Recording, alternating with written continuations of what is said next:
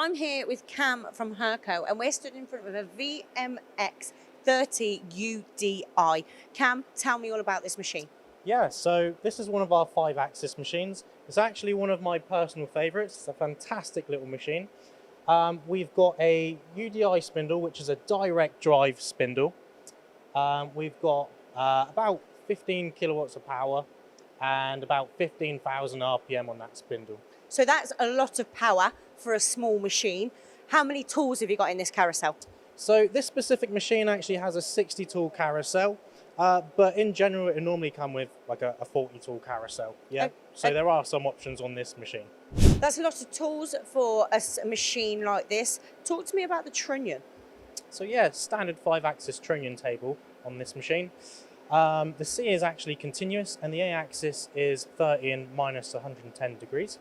We've also got a Renshaw probe on this machine. Yeah, so this machine is actually set up for a Renshaw probe. We've got tool probing and part probing all set up and ready to go on this machine.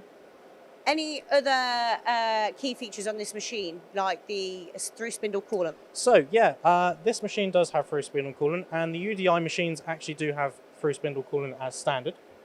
That's brilliant. So if we have a look at this part, which obviously needs to use through spindle coolant, how has this been programmed?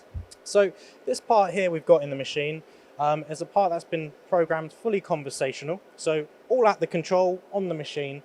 How easy is this control to use? It's so easy, yeah.